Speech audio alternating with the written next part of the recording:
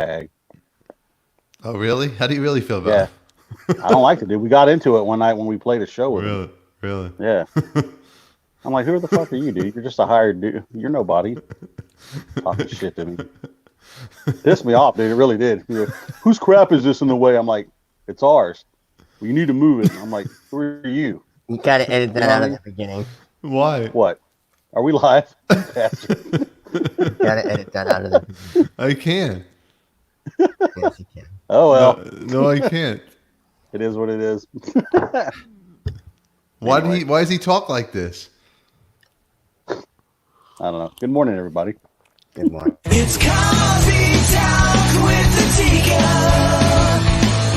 Nothing rhymes with that but chicken tikka. We name drop here with Stefan and all his friends.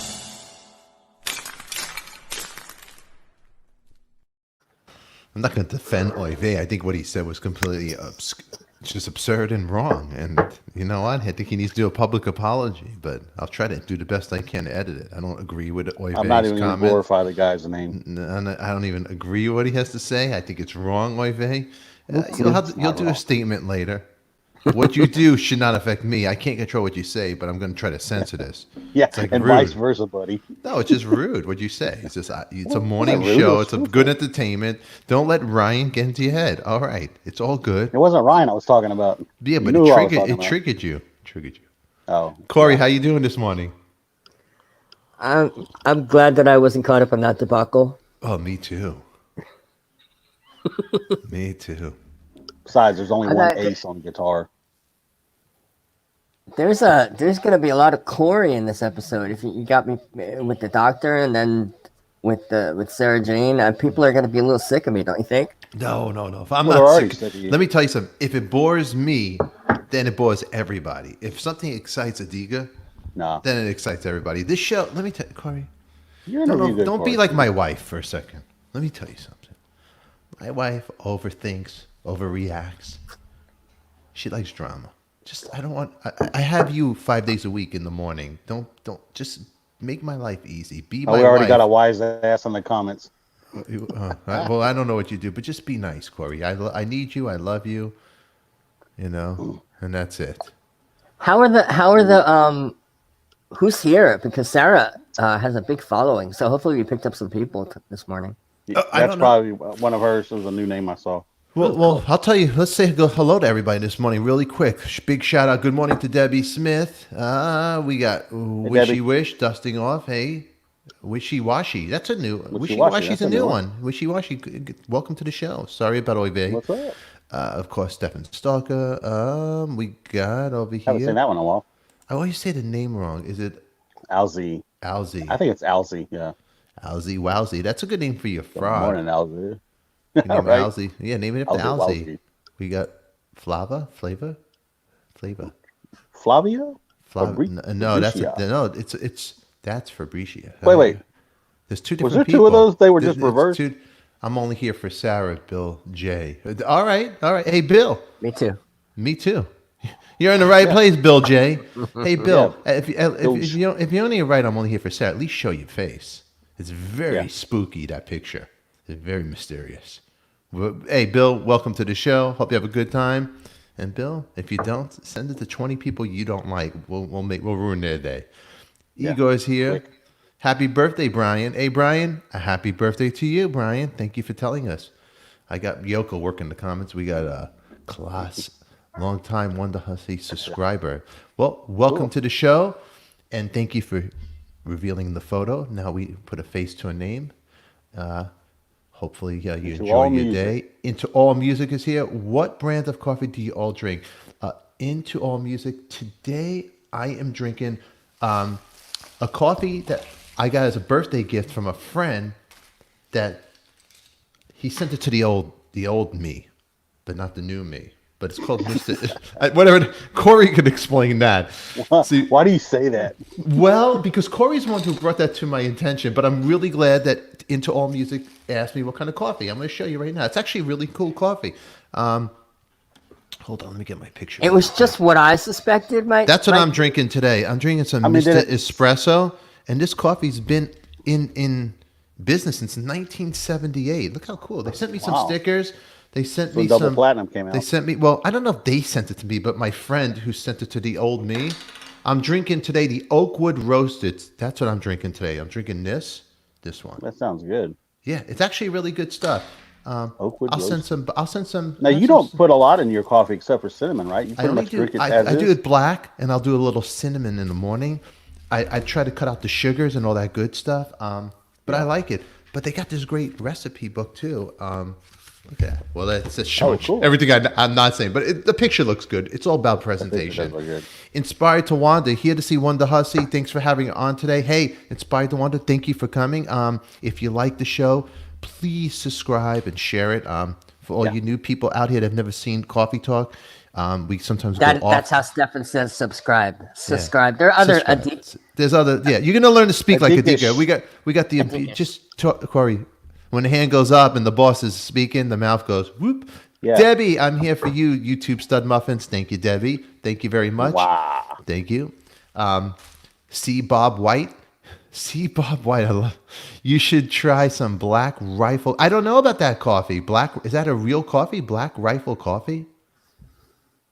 Never heard of it. Never heard of it. I'm drinking Death Wish coffee. I do not know that coffee, but Ricky Rackman is sponsored by that coffee. How is that coffee, Brian?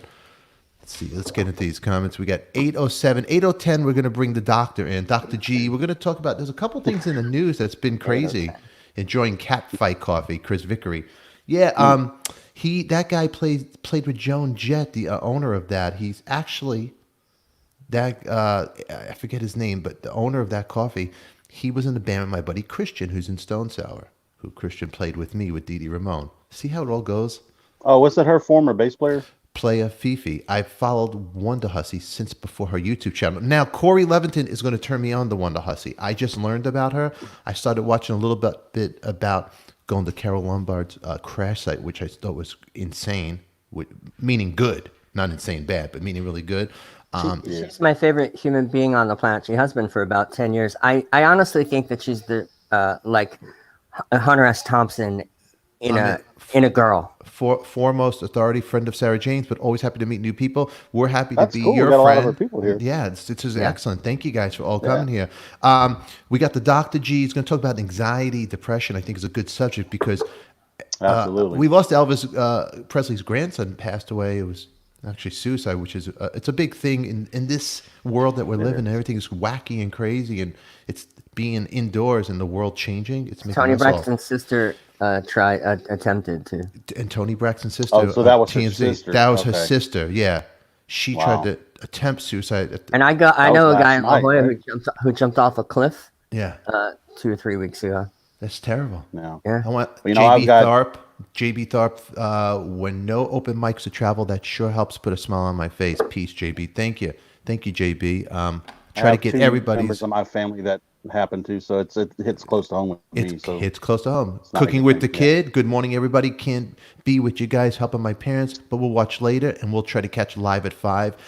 Thank Cool, you, Mr. Jeff. Kid. Also, Mr. Kid, thank you for. I took the family to ice cream. It was this crazy ice cream. I sent you some videos. It was a lot of fun. So I want to thank the kid with that. Thank you for all that. Let's see all the new people. Who's new over here in the chat? You should get AC Slate of Cat Fight Coffee on your show. Well, Chris, he wrote to me. I wrote back. I didn't get a response. But if you're friends with him, let's bring him on. I'm all about it. And I got a nice phone call from Mark Slaughter yesterday. Just hey, how you doing? And blah blah blah. And cool. remember, if you guys remember Up All Night, the band Slaughter, really nice I used guy. to know him pretty well. I was with them when they recorded one of their albums. Oh, what a sweet guy. He's a sweetheart. It's Linda Foster. I watched Sarah yesterday. She is awesome. I'm excited to meet her. Yeah, Mark was had some shows Mark's a and cool guy. they're actually they're going to be rescheduled. So I go, what have you been doing? He goes, oh, I'm fixing up my house. I go, well, I just moved. I go, why don't you come on next week? Let's talk home improvement. So I'm going to bring Mark Slaughter on next week, and we'll see what Very he's cool. up to, everybody. Let's see the other comments there, Yoko. My wife, the beautiful Amber Adika. Everybody has a Yoko. She's mine. She's doing the comments. Not everybody has a Yoko. Well, I need a Yoko. I need somebody to control I don't have a me. Yoko. Well, I need a woman to keep me in check. We got Death Wish Coffee. Is Zach? Well, okay, Zach. But Okay, Death Wish. wait a minute. Now, when you say everybody needs a Yoko, you mean a good Yoko, not a Yoko, right? Well, I like that. You know, Yoko ran the ship for Lennon. She really did. She did. My wife is May Pang. Everybody loves her. Good morning, Mary Jane. Good Morning, Mary. Yeah, your wife is May Pang. Everybody loves her, and she inspires me to, do whatever's good. May was a great person. Is. I get her on the show, Corey. She wants me to have more subscribers. That's what it is. Jack Douglas, all those people. I love say, them. Hey, we mentioned you today. We mentioned you today. Red, 1029. I don't know what it means.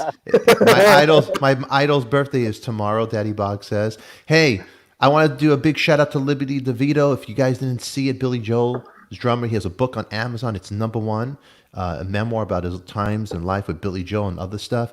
But he was a great guest. New York guy, Long Island guy. Liberty, always welcome to come back. It was a pleasure to meet you. And your publicist, next time let's go direct with each other. It's easy to book you. Bill J. Rachel Bolan was cool too. Rachel Bolan from Skid Row, another wonderful guest. Thank you guys for all being here this week with Coffee Talk. We love you. Bill J., when you see a desert road from a major highway, you're traveling. Sarah is the girl that will let you know what is at the end of the dirt road. Bill, I cannot wait to have her here. I'm excited, Bill. You know what, Bill? Any questions you have, we're going to share it with Sarah and let her know you're here as well.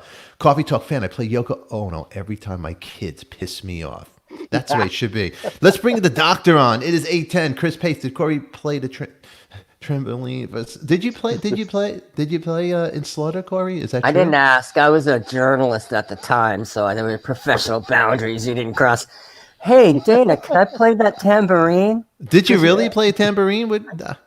All right, everybody, I want to do a shout out to Bikini Espresso, the best coffee in Seattle, Washington. My wife likes to go in there and get early. All right, everybody, let's bring him on. He's here. He's waiting.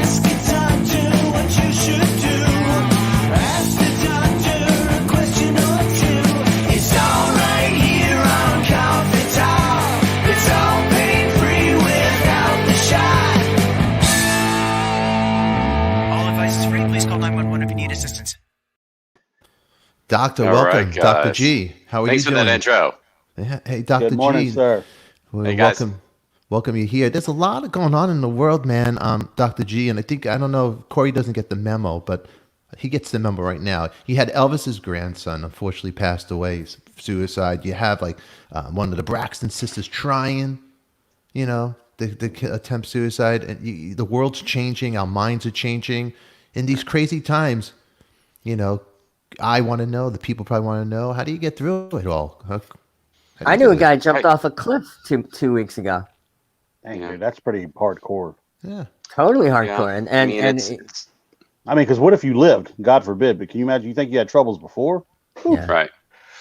Yeah, no, that's so it's a very tough time out there, and we've been talking about the stress and pandemics and everything else going on. It's just exacerbated an underlying problem for people, and there's been such a shift over the course of time where people are, this greed is good culture, and we've been externalizing our happiness. And whenever you externalize happiness, meaning your happiness, thank you. Whenever you think your happiness is something outside of you, you start to lose any locus of control for your own mental health. And so yes, everybody, anxiety, depression is very real. It can be psychological in nature, it can be spiritual in nature, and it can be physical in nature. So, when you're asking me to, Stefan, to what I want to talk about today, anxiety and depression, we could talk for weeks about, let alone, 10 or 15 minutes. And so, and trying to put it into a nutshell is just way too difficult to do. However, what I want everybody to know is if you're feeling these things, talk to your friends first and foremost, and they're probably going through the same things. Mutual shared experiences,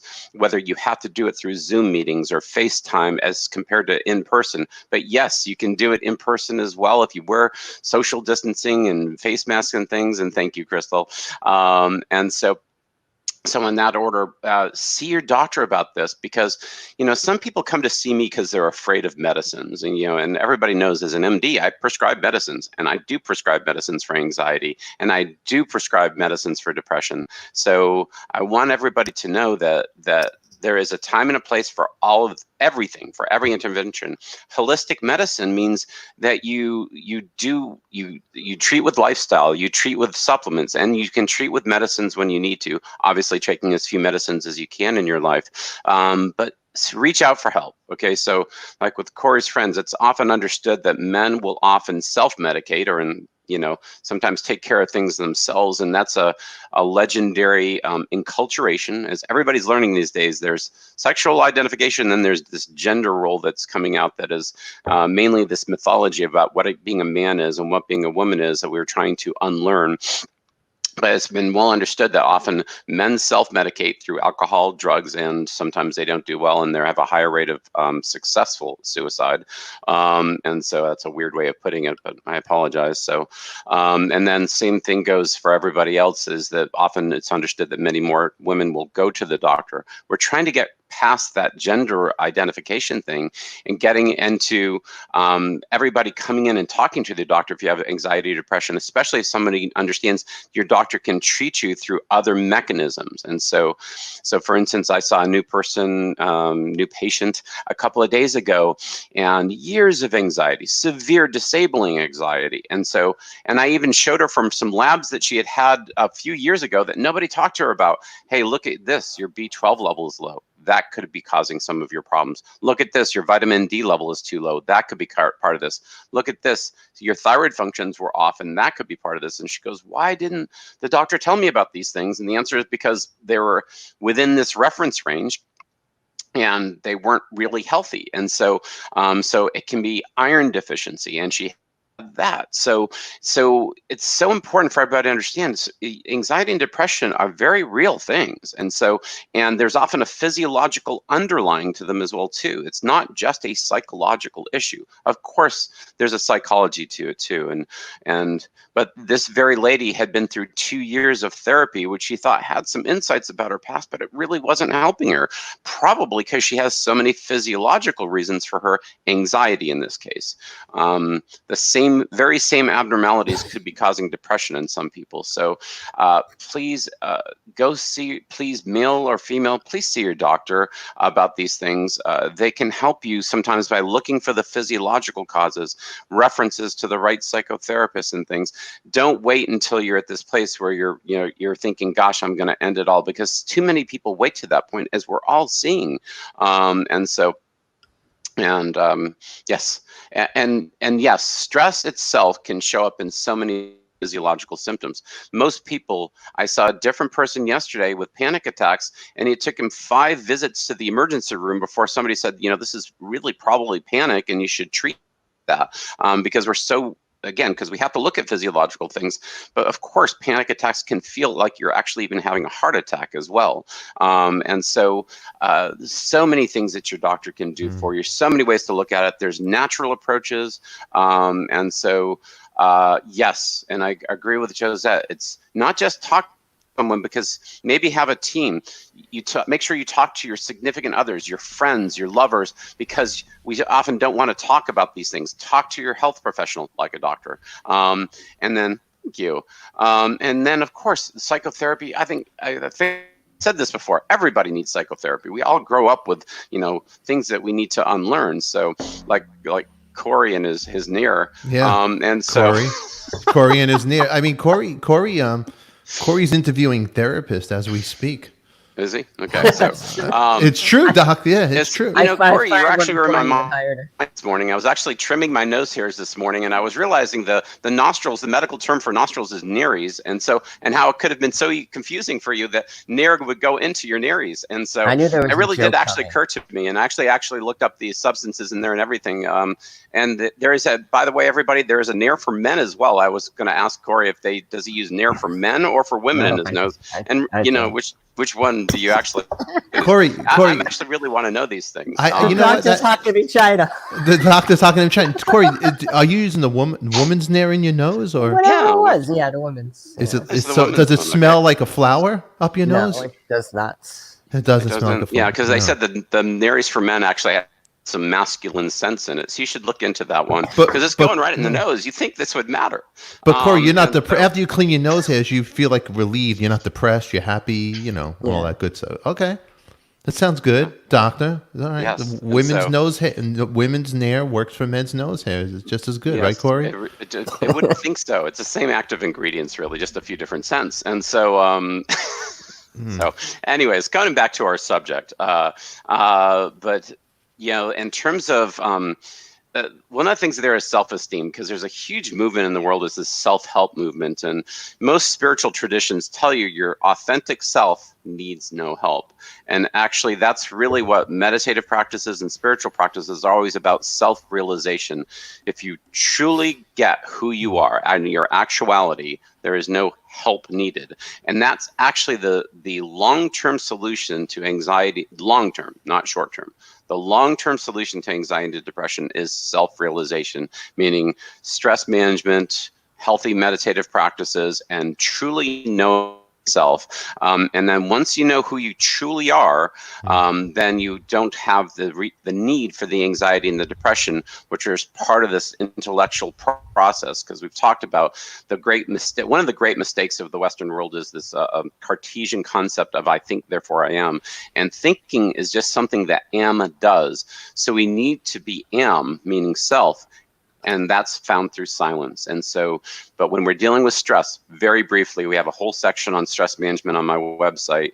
But the first step, stress unloading, okay? Minimize all the news programs and all the extra out there that is freaking everybody out in many different directions. Minimize your extraneous stresses, healthy relationships. The first step in stress management really is dealing with, your own healthy levels of stress, including relationships. And when she's we'll talk about bipolar, which is a little bit more complicated subject in just a second. But, so be very clear. We can minimize incoming stress as the first step in stress management, not meditating. Okay. Most people are so overloaded in their life. A gentleman yesterday was stressed. I work 16 hours a day and I'm stressed out. Well, again, we got to deal with that issue. This, misappropriation of values to the point of thinking that that's healthy to work that often. Okay, that's not true. And so stress unloading. Stress relieving is the next step. That's exercise. Everybody, we've talked about this so many times. Woo, Josette. So yoga practices are more about healthy body alignment, decreasing pain. When you decrease pain, you decrease anxiety and depression, folks. The aerobic exercise, doing some resistance exercise. They've done trials where they took people with depression, and when they called in to meet the psychiatrist, half were randomized to an exercise group, half were randomized to seeing the psychiatrist and getting on an antidepressant. And as you can imagine, because I'm bringing up the study, the exercise group from a psychological health standpoint did every bit as well as the antidepressant group. Okay, and furthermore, their physical health was even better. So is exercise a better antidepressant truly than taking medicines? Yes. Now, we're not anti-medicine. I'm not saying nobody needs medicines, but on average, antidepressant medicines really don't work. If you look at the published and unpublished trials of antidepressant medicines and really tease it out, they're not really effective. And the number I give to everybody, despite what I just said there, is about 17% of people have this kind of life-changing moment with an antidepressant medicine. It's about 17%. There's been so many trials that seems to be about right, which means 83% of people have an experience on those medicines anywhere from getting worse to getting better mildly. Okay, and so that's because doctors still don't understand, beside limiting serotonin and how they work. So it's like kicking a TV when it's broken. I mean, and you have to change it, even if it works. If that's only for a certain period of time, and then it'll stop working, you have to find a new medicine, right? Right. Yeah. Yes, grief counseling, by the way, can be extremely helpful. Reaching out, hospice organization we talked about somewhere along the way is one of the best in terms of grief counseling. And so even if whatever happened wasn't even through the person you lost wasn't in hospice. And so there are situational depressions, which is again loss of something in your life, and it can be job, a marriage, etc. Of course, a person in your life. And so situational depressions can become long-term depressions. There is no absolute truth in terms of how long it takes to heal. In general, it's best to move into the problem why you're depressed as compared to running from the problem, which is just going straight to medicines and trying to just quote unquote feel better. That's where somebody brought up alcohol and other drugs, where most people are self-medicating these days without avoiding the problem, not stepping into the problem, which is a huge issue. So everybody understands what Corey was saying is everybody got focused on serotonin as the only thing in depression, anxiety, and that's completely untrue. There's many neurotransmitters. The big thing these days is the balance between GABA and glutamate. GABA is the classic, more calming neurotransmitter. Glutamate, the more classic excitatory neurotransmitter. Those tend to be more the master neurotransmitters of the brain, where most of the focus on treatment these days really heads towards those, and that the serotonin, norepinephrine, dopamines, the other important neurotransmitters, really fluctuate. They're an epiphenomenon, if you will, meaning they're not the primary problems usually, even though you can get some benefit by manipulating them. So there is reason for medicines. I want to make it clear to everybody that but see a standard Western doctor, usually the only thing you get talked about is a medicine, because doctors in general are prescriptionists. So if you see a surgeon, they do surgery. If you see a Western MD, especially in a 10-minute visit, say I'm depressed or I'm tired or whatever, they're going to put you on an antidepressant probably before doing anything else, because that's what they do. And that's not even wrong. It's just what an MD does. So that's why seeing functional medicine doctors or naturopathic physicians and looking for other alternatives first, but especially as you get into more severe illnesses, the manic depressive we used to call it, and this bipolar disorder brought up earlier, then you start to get into reasons to see not just psychotherapists, but sometimes psychiatrists to balance significant problems so you can function better than this world, and then look more into the long-term approaches, which of course includes the exercise and the meditative practices and all. But I want emphasize, just yesterday I was with a person and we were talking about the stress management step, and he hadn't even gotten to stress unloading, let alone exercise, let alone time to meditate. So that's not, you don't start with meditation. You build your life to a place where you can bring that into your practice, and it can have profound healing abilities, because self-realization is the ultimate cure. And so all right, yeah, we do have a lot of angry people. Yes. Are they mad? Saturday. I'm sorry, everybody. I know Wonderhussy. She seems wonderful. I don't know her personally. And I was actually, texting Stefan this morning. Are you sure we really actually want to have me on today? And so yes, it's an ironic name. Oh, good. Yes, I saw some things about her. And so anyways, but everybody, yes, anxiety and depression, please come to us, to your physician. Talk about the physiological things too, because the idea that anxiety, depression is just psychological, not true. Just physiological is also not true either, by the way. But get somebody to really look into your biochemistry, because there's so many things I have quote unquote cured. Again, it's not me, but you can help people so much by correcting their iron stores, especially young women who almost always are iron deficient. You correct their iron stores, their energy picks up, they feel better, they start to exercise more, and all the anxiety and depression goes away just by giving them more iron, because nobody really bothered to look for iron deficiency. And that could go on and on about all the other physiological reasons for anxiety and depression. And start early. If you start to feel these things, talk to someone about it. There's no reason, this, especially for guys, they have this machismo thing that they don't want to bring up, that they or that they feel anxious sometimes, and gosh, it's so sad. And that goes into this gender identification, which I grew up with too, that men don't cry and men don't talk to doctors about anxiety. And so I cry, again, Doc. I cry. Good. And not just at Westerns and football games, and sorry. But the vitamin D. So I have people, we use vitamin D a lot. We've talked about it. But can vitamin D be one of the best stabilizers of kind of inflammation in the brain? Yeah. And so correcting vitamin D levels can be one of the things. And this person said 2000, check your levels. As we know, see your doctor. Your vitamin D level between 70 and 90. The right doses of vitamin D as to what gets you into that range. I've had patients who did my acute viral protocol, which we've talked about in reference to the pandemic, and stayed on even 50,000 units of D a day, which I'm not recommending to everybody, and monitored their levels, and that's been one of the most exciting things for their mental health. And so Julia's question, how do you know if you're iron deficient? The doctor doesn't just order a CBC, which is the blood count, and looking for your hemoglobin. They also measure a test called ferritin. There's some other tests called the serum iron and the iron binding capacity. Those are very limited utility. The test that's most of interest is called ferritin.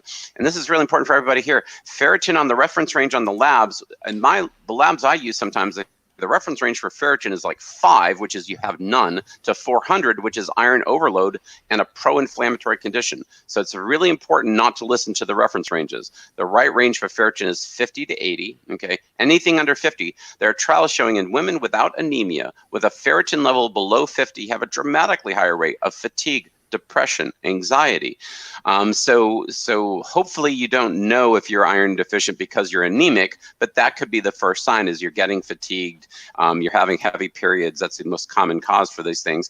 And you check your blood count and the ferritin, the iron stores, and you see if you're anemic, and replacing iron, which can be done orally, it can be done IV, etc. So there's other ways of doing it, but that can be one of it's a matter of checking. That's why we always emphasize to everybody there, you can't find a fever unless you take a temperature. You can find iron deficiency. You can find vitamin D insufficiency, which is a very important term.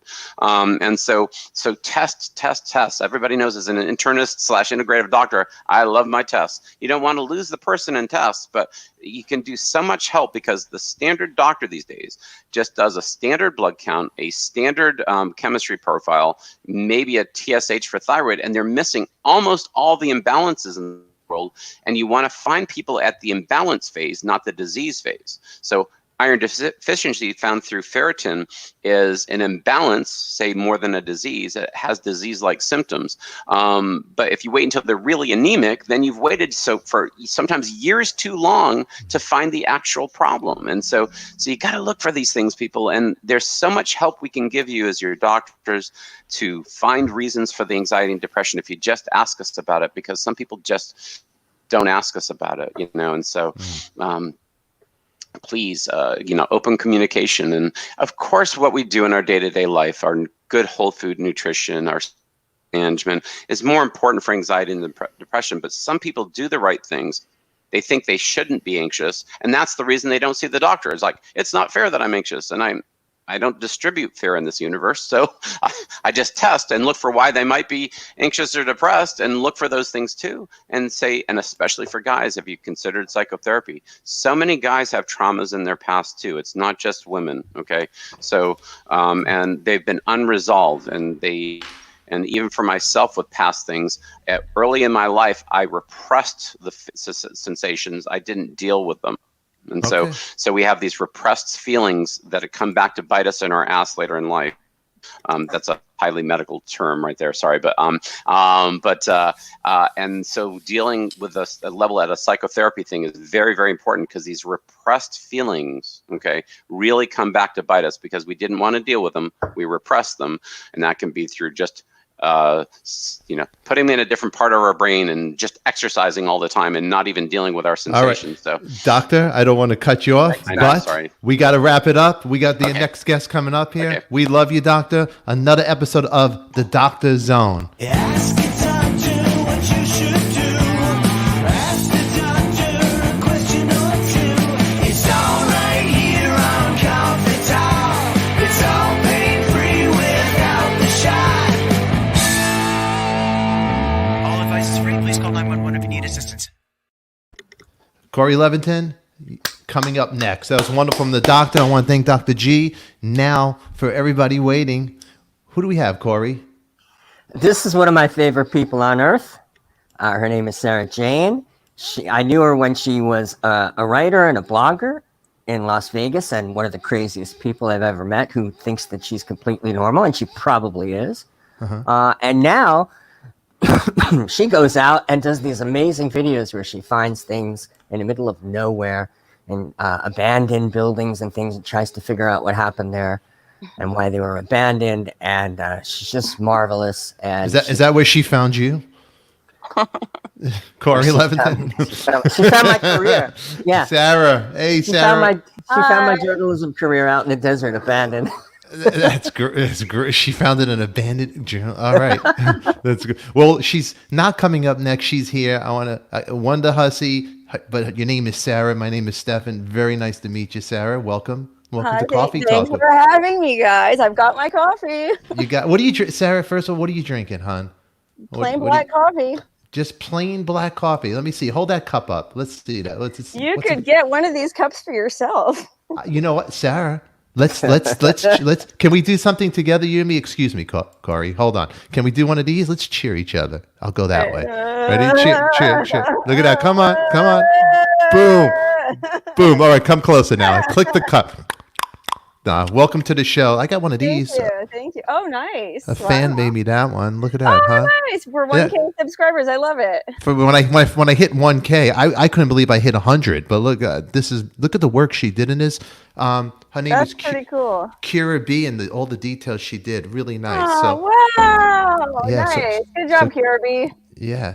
I'm a fan. You're a fan. No, well, you know what? You have a lot of fans. So let me bring Corey in here. He's gonna help me get to know you, and you work out too. Look at you. We got you got your ball in the background. I see that. Yeah, well, the gyms are closed. You know, Sarah, I got a Peloton machine, and my wife's hocking me China. I got to my feet. I couldn't get the shoe out of the machine. I just left my shoes in the machine. Whoops. You know? Yes. I mean, you got to work out to do these hikes these amazing, crazy hikes, huh? To keep in shape, right? Yeah, and I'm also just really vain. You know, I like to stay looking good, keep everything high and tight where it's supposed to be. Just because I've retired from modeling, Kit, doesn't mean I should just let it all go, you know? No. So what's your workout and what's your a morning workout that Sarah does? No comment, man. I'm working on it. I mean, it's been rough since the gyms have been closed. I had a routine that I did, and now it's all up in the air. So I'm figuring it out. I'm the same way, you know, because the part of the routine was getting up in the morning. Okay, I'm going to go at whatever time. That's the time. That's my hour and a half at the gym.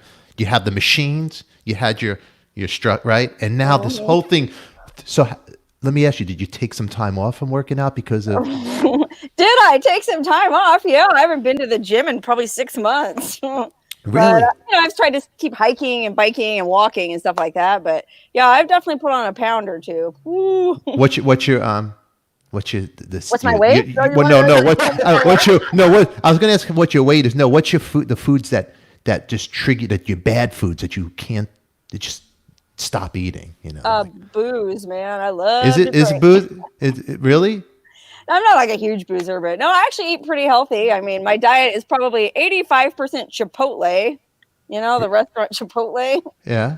Do you like to cook? Do you cook? Do you like to cook? No, I don't cook. I told you my diet is 85% Chipotle. The other 15% is black coffee and string cheese. Okay? So what do you get at Chipotle? What's? I get a little veggie burrito bowl, and it's very healthy: beans, rice, lettuce, blah blah blah. But you know, well, I guess my weakness is chips, tortilla chips. Okay, yeah. I do like me some chips. You like chips, huh? Well, who doesn't? My wife likes chips. I'm a chocolate guy. Chocolate and cheese. Cheese.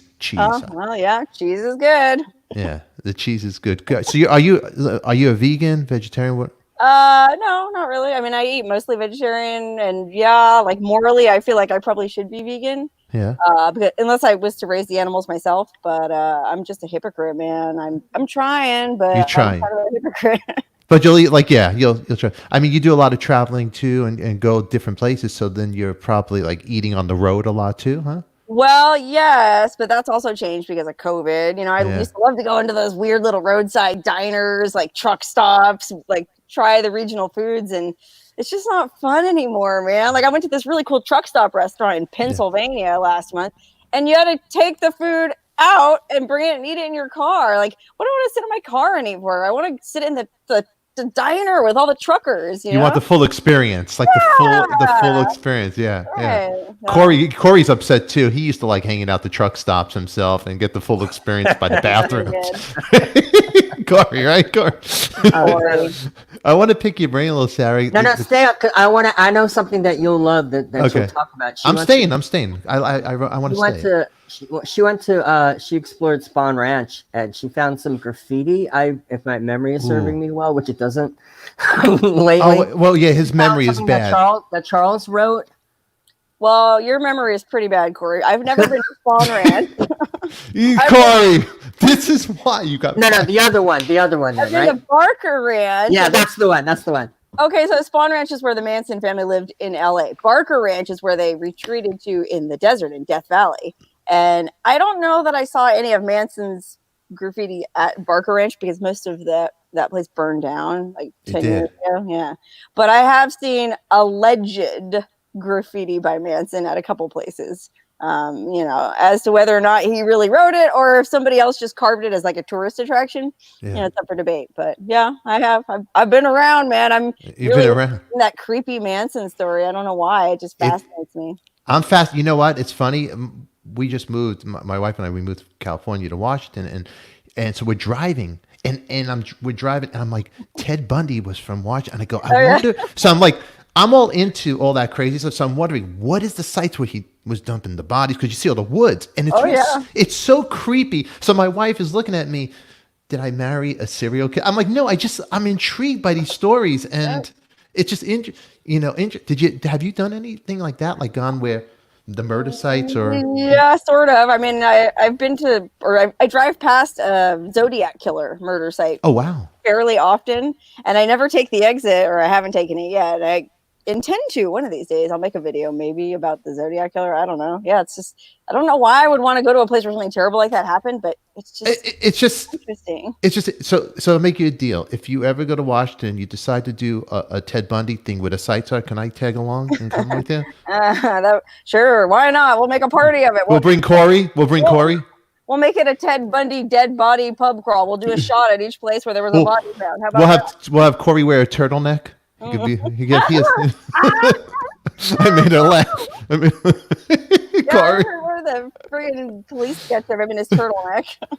It's funny. It's not funny, but it's just that's it's really not funny. It's not funny, but it's just interesting. Poor taste. Yeah, the Barker Ranch is way out there. Bill Case says over there, and everybody, put your comments and questions in here for Sarah because we want to make you part of the chat. Any questions you guys have? Ask me anything. Ask her anything. Here we go, Corey. What the hell? Get your facts straight. I mean, Corey, come on. You've got you. So that's a very common mistake, though. Not everybo's as weirdly obsessive about the Manson family as you and me. You know what I mean? No, there's a lot of Manson people into the Manson.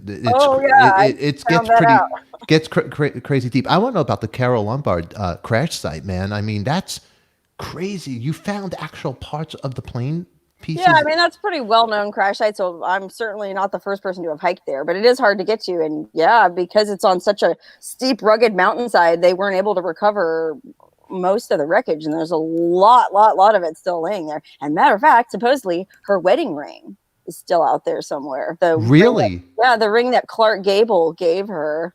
I guess her hand was severed from her body in the impact of the crash, and oh my God. I mean, there's so much debris up there; it could be anywhere. Wow, I mean that's crazy. But you think after all these years they would have got through everything? It's hard to get to that crash site, man. It's a tough hike. Really? So did you, when you were doing the hike itself, did you run into any really risky obstacles? No, just really steep hillside with loose scree. Just hike carefully and keep your fingers crossed. I don't know. So did you have somebody go with you to help you film? Yeah. Well, no, I filmed my own. I do all my own filming, but I had some other friends with me that have YouTube channels, and we all went together. But everybody was every man for himself. We were all filming our own stuff. Like, I'm afraid of heights. If I would have went with you, I'm like, hey, Sarah, you're on your own. There's no way I'm going up there. I'll stay down here with the dog. You know, understandable. Really, I'm afraid of heights. I can't. I have vertigo. I can't even do. Don't even ask. I'm the guy who's crawling down a hill on his ass. Bump. I'm doing the bump dance. Look, Corey, you love it, huh? Corey, I don't want to. Go ahead, Corey. Do your interview. You're a journalist guy. Go ahead. I'll watch. I want to learn. Teach me. She's laughing. I just want to tell you.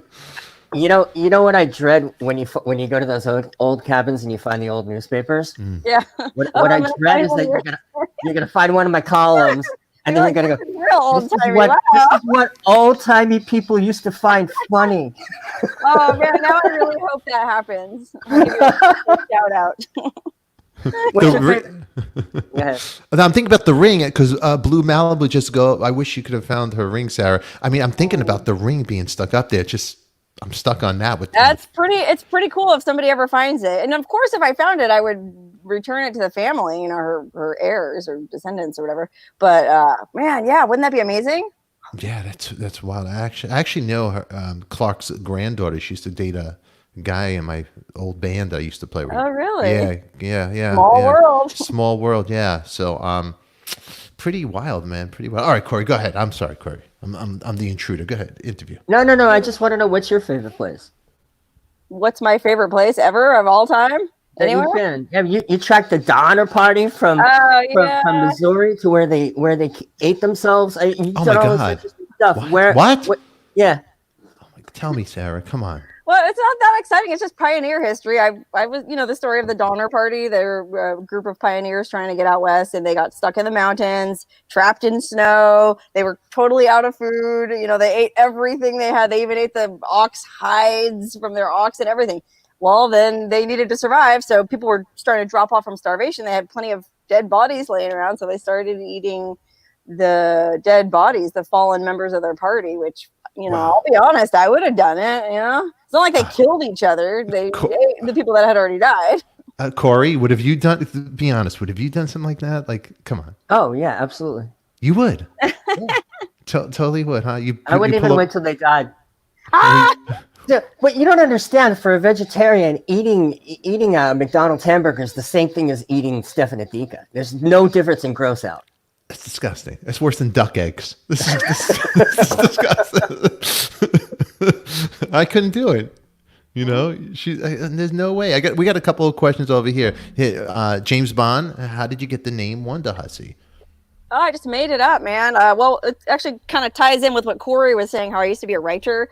I used to write for the local Vegas paper. They started this adult, a website that was an adult guide to Las Vegas, because they figure people are coming to Vegas. They want to know about strip clubs and brothels and stuff. But the paper itself didn't really want to address those types of things because it's a family paper. So they thought, we'll start this website and we'll hire a woman, that way it'll be more friendly and she'll just, kind of fill you in on here's how it works. Mm-hmm. So I had no writing experience prior to that, professional writing experience, but they hired me.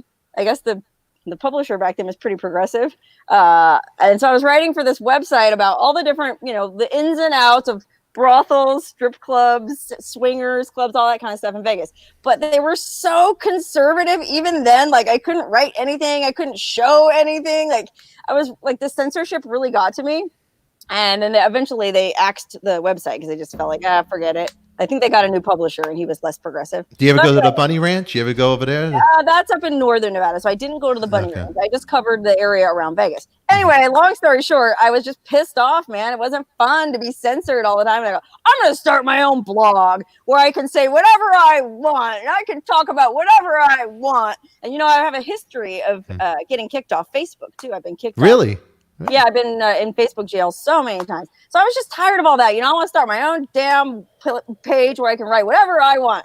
So I had to come up with a name for it. And I don't know, came up with, it's kind of a combination of Wonder Woman and a shameless hussy. So I love it. I figured it was pretty fitting. That's great. Do you Blazing remember Thunder. the time that I talked you up to my editor when I was writing for Men's Health, and I got you to cover Burning Man, and then you turned in this bacchanal of ecstasy and orgies and dildos, and I don't know if I told you this at the time, but he told me, Corey, you're right.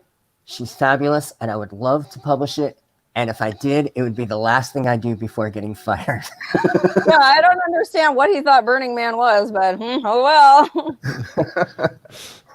I mean, come on, everybody's over there in their closets playing with something, right? Behind closed doors. Yeah, let's just be honest about it. Like, right?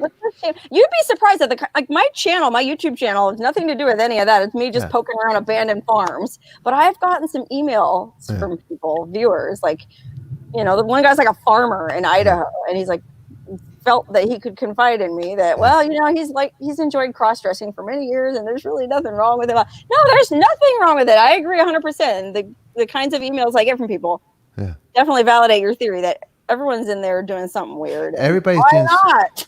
It's crazy, you know. I'm learning the whole YouTube world is it's a whole nother world out there. Like the fans that follow you, and then Oh they, yeah, that's great. it's great. Now with your fan base, like how do you work it out? Because you got a huge following. So are you writing to people back, emailing people back? Oh my gosh, yeah, I answer as much as I can, and it's nuts. Like I just got back from a long trip. I was gone for over a month, and I had a lot of. I got a PO box, right? So I got a lot of packages and mail that I'm working on. Thanking everybody and emailing everyone, but I got a whole stack of letters right here that I got to So answer. it's a job. So, do you ever get wacky things sent to you from the fans? No, not really. They're polite. Okay. My fans are awesome. Anyone who's watching, I love you guys.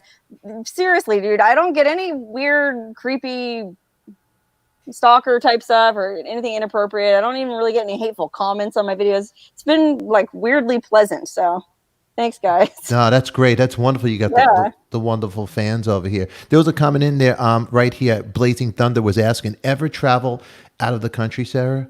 Oh yeah, well, I went to Africa last year. I went to Namibia, and then I've been a bunch of places in Europe. I went to Venezuela. I don't know. That's about it. A few places. Okay. You got over here. All right, the Belgium. modeling. Okay, this is so I want to introduce the modeling because this is when we met each other. Okay. You would charge guys $500 to go out, and you would drive them into these sites that you knew about in the desert, and then shoot nude pictures for them. So the question that I guess everybody asks you is why is driving total strangers to the desert to take nude photos not the worst idea in the world? Well, I just saw a niche, so I started modeling, just doing glamour type stuff, clothes, lingerie, whatever, and then I guess I started nude modeling.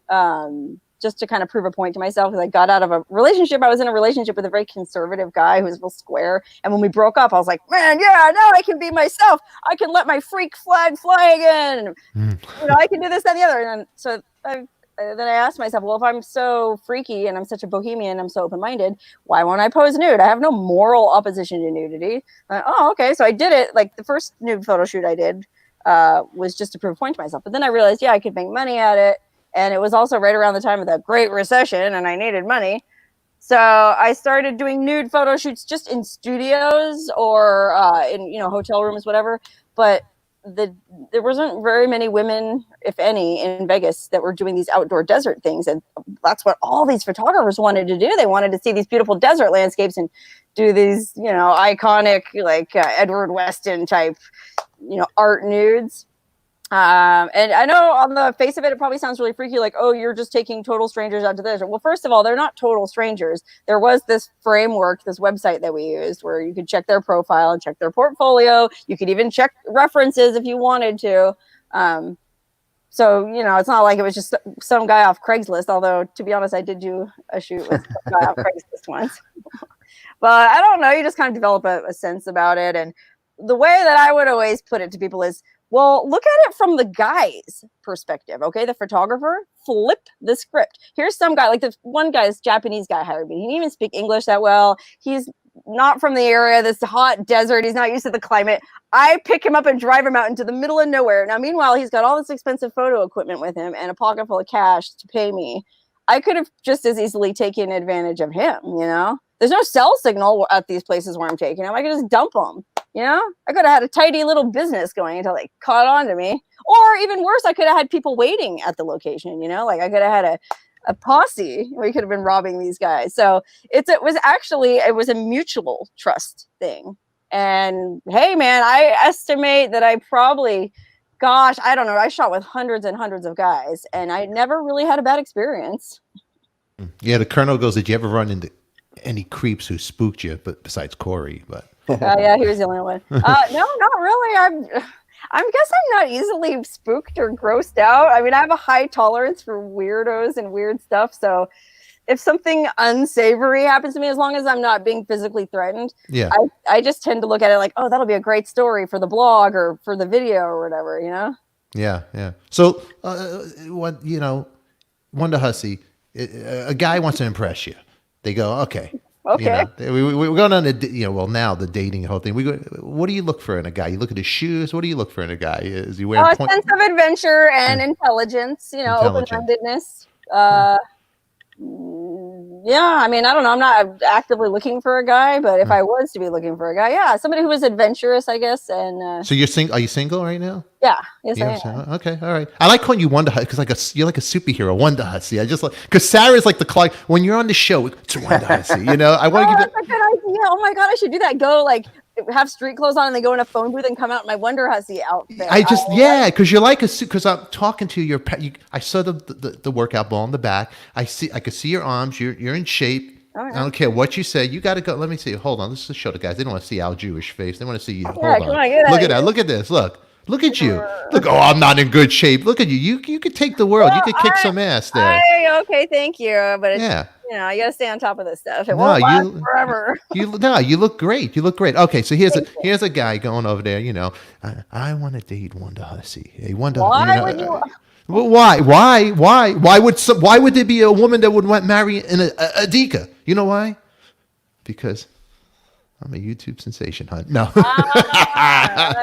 because I have a coffee mug that says it. So, but honestly, what do you want? You want funny guy? I know somebody that she dated, and he Oh was yeah, you do. one of my favorite people on earth, and you both have great taste. I gotta tell you. Aww. Yeah, really. Hi, Unky Doug. Is there a chance of them being back over there, Corey? What do you think? No, he's not adventurous in the slightest, man. No, No. Corey it's says no. So Corey, what? So what type of guy? I know if you just fell in your lap, would you like a guy like a Jeremiah Johnson, like a Robert Redford back in like? Well, the first thing Sarah needs is a guy who's tolerant, because Sarah will disappear for 3 weeks at a time. Ooh, Yeah, She's for sure. completely independent. No, none of this codependence thing. Yeah.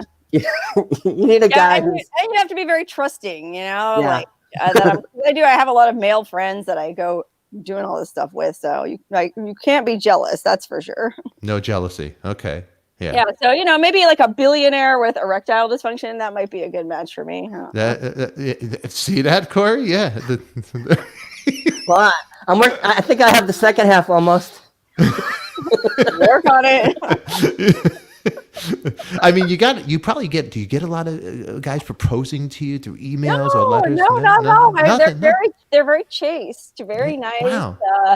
Just not nice, man. I almost feel like I have like 1,000 grandpas almost, because my viewership skews a little bit older, and man, everyone's just so nice and generous. Like I was saying, I opened all this mail that I got yesterday and people sent me the coolest things, like just really neat stuff. So no one's proposing marriage, or I mean, I'll be honest though. Okay.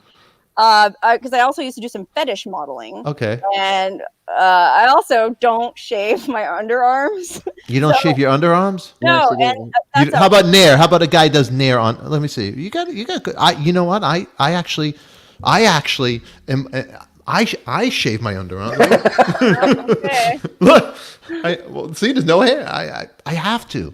Okay, well, I could, and I used to when I modeled. I just got lazy. Well, what's the point? It doesn't bother me, but apparently it's a huge fetish. Okay. So guys there's guys out there hairy armpits. Oh yeah. Really? And it's interesting because you can analyze the like your views on YouTube. Like I've made some videos about my hairy armpits on YouTube back before I was really serious about my YouTube channel, and they both got like 1 million views, man, because people want to see that. And you can go in on the back end of YouTube. You can go in and analyze where are these views coming from, and they were all coming from Muslim countries. And so I did some research into it, and apparently, if you're a strict Orthodox Muslim, you're required to remove all your body hair. Male and female are required to remove all their body hair from the neck down. Oh my God. You're strictly observant Orthodox Muslim. I know. So these guys that you see with a long wild beard and everything, if they're really Orthodox, they are completely hairless from the neck down. Wow. So it's all, they all got the John Lennon look here, but then below. That's if you're strictly observing. Yes. Wow, it's like so it's not even a little trail, not even like an air. I think they do it all, bikini, Brazilian, whatever. They have a big bathhouse tradition in the Middle East. They wax? They wax? Yeah, they wax. They wax. I think wax, yeah.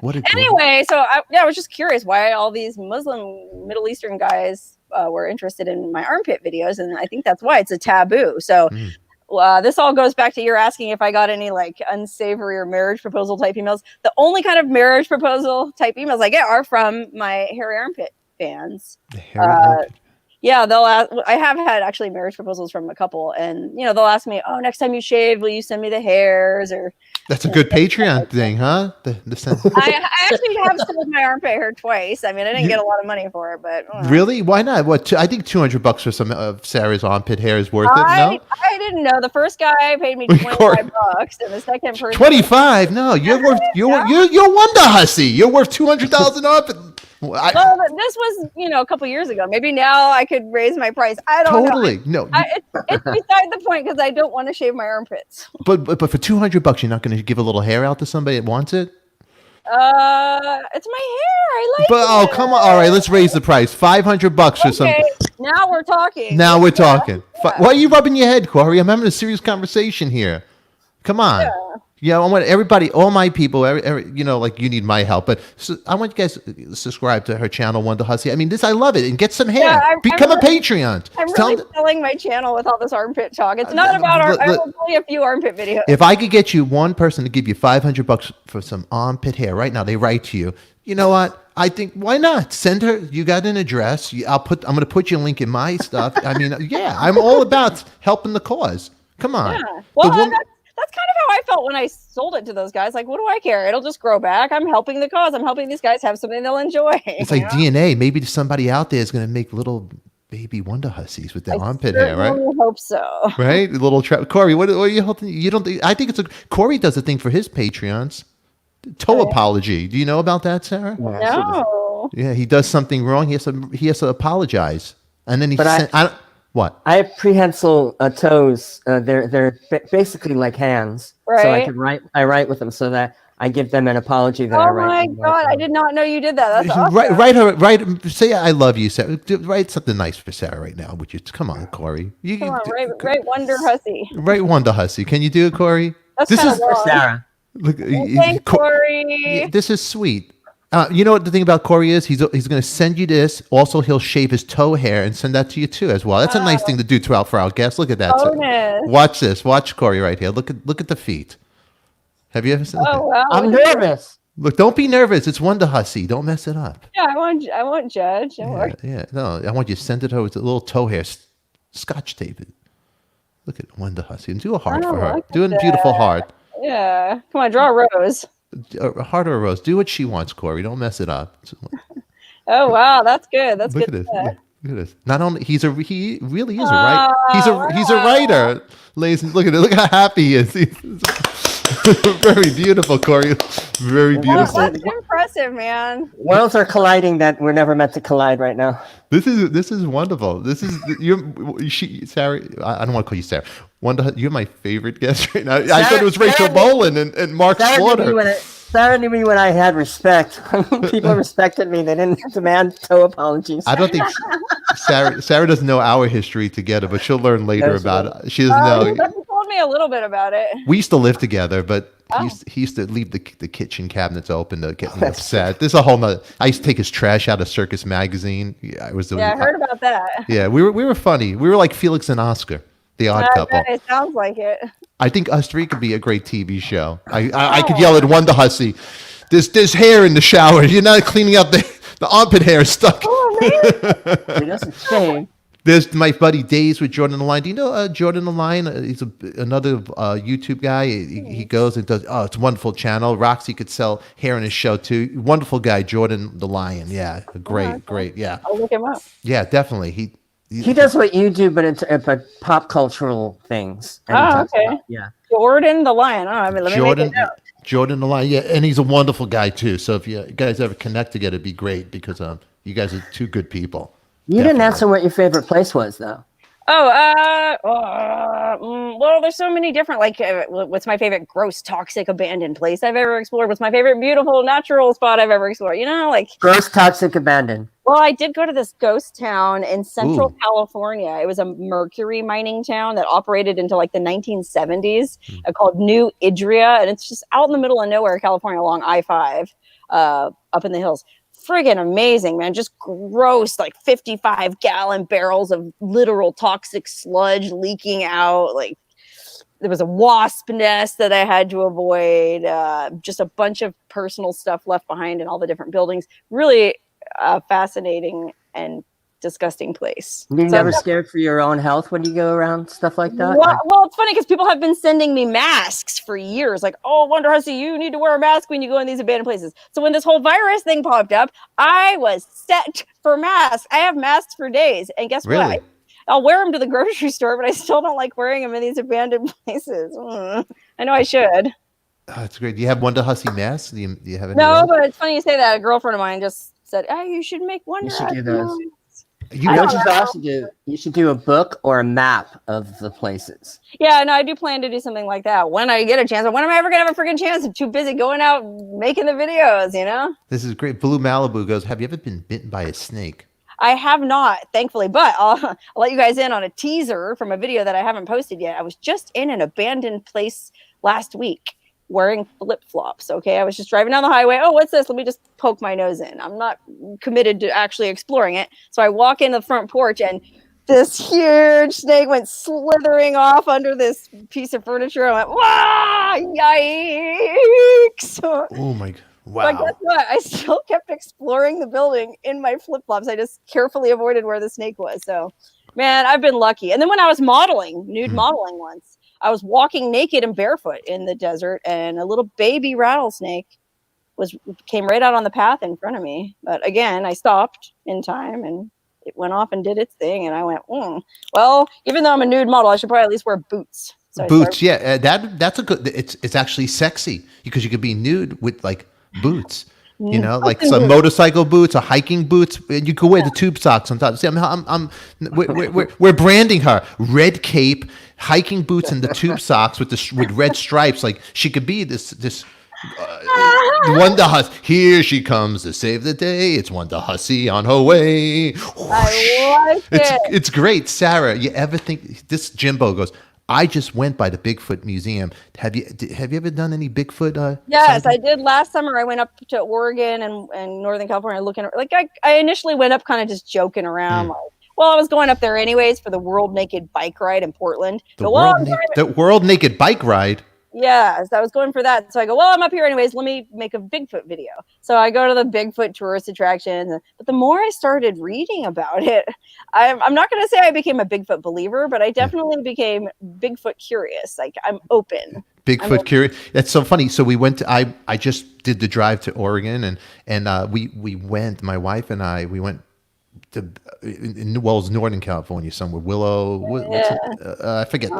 The famous picture from '67. So when I was a little kid, like Leonard Nimoy in Search of Bigfoot, I was so $6 Million Man. You had Lurch playing Bigfoot, Ted Cassidy. I was so into Bigfoot being a little kid. I had the action figure, the Bigfoot. Aww. But when I got to the museum, it was like Corey's apartment. It was like his bedroom. It was so small and it looked so cheesy. I don't know if have you been to the Bigfoot Museum? I don't think I've been to the museum. I've been to that gift shop right on Highway 101 with everything Bigfoot. And then You got to go to the museum. Where is It's I'll email you the link and okay. I'll email the link exactly. But it was it almost looked like an antique shop. It looked like just an antique. It did because one side was these collectibles and there's one little room. I swear. I think I have been to that museum. Yeah, now that you're describing it, yes, I have. Well, They cut 3 old tractors outside. Like, yeah. Yeah. Well, Bigfoot Little Museum. What are you gonna do? Bigfoot Little Museum. Do you believe that's in a good Bigfoot? name. Bigfoot Little. I mean, the story is great about The Bigfoot. story's great. And yes, I have watched that footage that you're talking about with the female Bigfoot that they caught on, and I read the accounts of those guys, and oh gosh, I don't know. I guess the two things that really did it for me, as to make me leaning towards believing in Bigfoot, were Jane Goodall, the famous primatologist. She says she's open to it because she's heard stories from all these different cultures around the world. They all have some kind of tradition of a naked, hairy forest ape man. Okay. And then the second thing was there's just so many accounts of Bigfoot sightings, and a lot of people don't make them public until they're on their deathbed because they're embarrassed or they're afraid it'll ruin their life. So if that many people are seeing this thing and Jane Goodall's on board, well, I thought, But then on the other side, the thing that makes me doubt Bigfoot is how are there enough of these things out there to sustain a population? I mean, Yeah. I see one or two of them hiding out, but there'd have to be hundreds and maybe thousands of them. And I don't know, man. I actually, my daughter, she'll be 5 in August, and she's 4.5, and I'll go to, and I go, Bigfoot's a good, cause Bigfoot's nice. Harry and the Hendersons. I go, and then she goes, what's Bigfoot like to eat? I go, oh, he likes cheese, everything that I like. I go, he likes cheese. I think of these stories with my daughter, but I don't care if Bigfoot's real or not. I believe in Santa, I believe in Bigfoot, and I believe in Harry Hanukkah. I believe in all. Sure, all those guys. I believe in all of them. Oh my God. Blue goes, don't you get worried about all rat droppings you encounter? Yeah, it's true. You can get hantavirus from breathing in the dust from dried mouse and rat poop, which there's a lot of in these places I go. But I don't know. I don't generally stir up a lot of dust when I'm in there. I'm just carefully poking around. Yeah, I mean, I suppose that would be another argument in favor of wearing a mask. Yeah. When I go into these places, but why I don't like wearing a mask on video is it kills the video. You can't hear the audio very well. You can't see. I'm not as expressive. I don't know. It just doesn't. It's not fun. It's not fun. It's not funny. I don't know, man. It's hard. No, it's definitely. You're not seeing the whole face. It's like a Kiss. It's like Kiss in the '70s. Speaking of Kiss in the '70s, we have. Are you a Kiss fan, by the way? Not really. No. No. Do you know Ryan? You know who Ryan Roxy is? No. Okay, we'll save that clip. No, we'll save that clip. Okay, I just wanted to get that out because I want to do every guest I bring on. Do you know Ryan Roxy?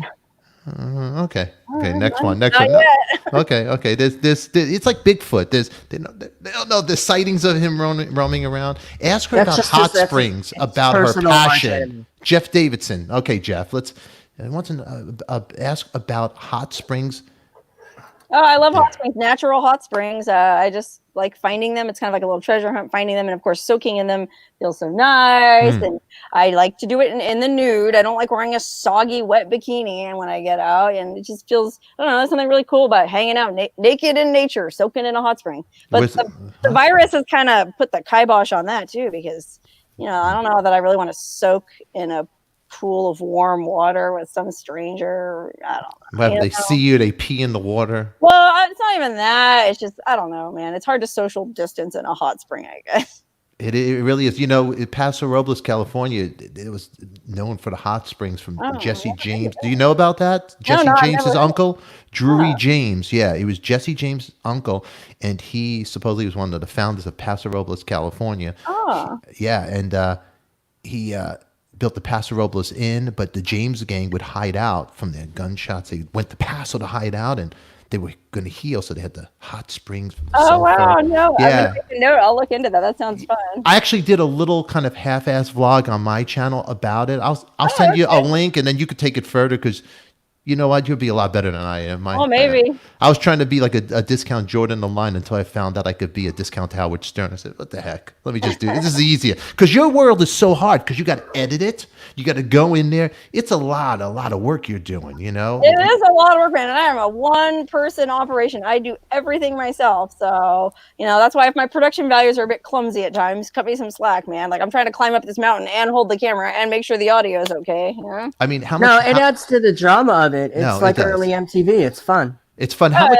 But let me. How much footage do you have? Like oh man, I didn't put that in this episode. I wish I did, and I can't. I mean, I try to keep my videos to. Ideally, I think a successful YouTube video is supposed to be like 5 minutes long, and oh god, it's a struggle for me to keep some of these under 30 minutes. So I try to keep them under 20 minutes. So I do end up cutting out quite a bit, but I don't know. It's like when you're writing, same thing. Like anything that you edit out, it ends up being for the best. Like you just get rid of the chaff. I try to do 5-hour shows. I want to see how long I could torment people for. That's what I want to do. That's my goal. I mean, you could do you probably have behind the scenes, the rare, you could do the special edition of bloopers. I could do the bloopers. I bet. Okay, for example, Carol Lombard's crash site. I bet there's some bloopers on that people would love to see. Well, right? there are also bloopers that might get me canceled in today's culture. If unless we go to your Patreon, you could show it privately, right? Well, even then, I don't know, man. You don't want. You don't want anything. Some things you just don't want screenshotable, if you know what I mean. I'll show it all. Come on, send some You know arm hair pit. The thing that I don't, the thing that I like a lot about your videos is that you go out with your sister a lot, who does not want to be seen on camera. Yeah. So Oh, that really? must be really difficult to not shoot someone you're 2 feet away from. Well, I'm so used to it with her, and to be honest, this goes back years, even before I had a YouTube channel. A lot of people were just kind of people want to hang out with me, people want to be with me, but they don't want anyone to know they're with me. So yeah, it is kind of psychically damaging, or it probably was initially, but now I'm just used to it. Like when I wrote my blog, oh, don't mention that I was with you, or don't say my name. Okay, so it's habit to me now. When I'm with someone, I automatically just assume they don't want to be on camera. So if you're ever with me and you don't mind being on camera, please let me know. I'm happy to include other people. But yeah, for the most part, people just don't want to be on camera. I don't get it. That's so funny. Yeah, that's so funny. I mean, I'll bring my fans on the show. We'll do a talk. We do like a talk, like a 5 o'clock thing when I'm feeling it, and I'll bring the fans on there and have them talk about it. I think it's cool to give back.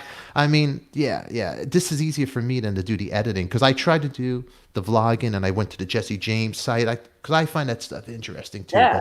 But when I was trying to edit it on my phone, I go, oh my God, God, and my spelling is out of control. So I'm like, it sounds like when I write a letter, it sounds like I'm yelling at you. So I'm like, that's it. So, and you could tell if you're getting an email from me, and then when my wife is writing it, But Corey, you're not such a great writer, like with your spelling and stuff. You're not. What are you talking about? You're That's not. all I've ever done. No, your spelling is terrible.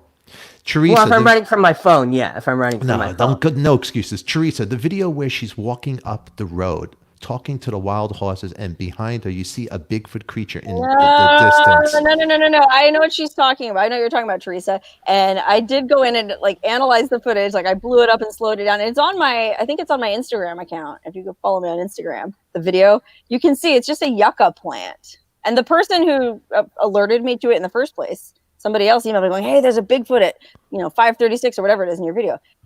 He even agreed, oh yeah, now that you slowed it down and blew it up, it's clearly a cactus. I think you're lying, Sarah. Well, hey, listen, it's on my Instagram. I don't know, probably a couple months back. Check it out and see for yourself. I think you're part of the cover up.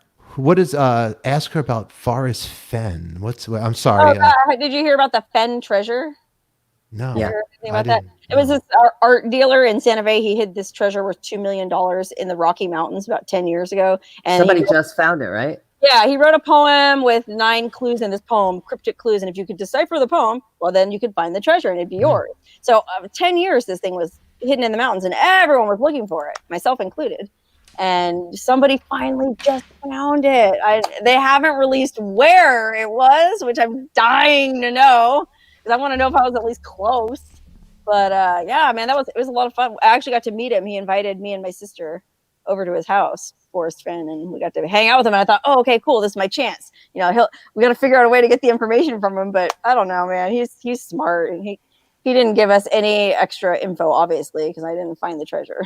How much money was it? It's supposedly worth about $2 million. I mean, it's not like it was just cash in a box. It was artifacts and ancient antiquities and gold coins and gold nuggets and silver bullion and all kinds of crazy crap.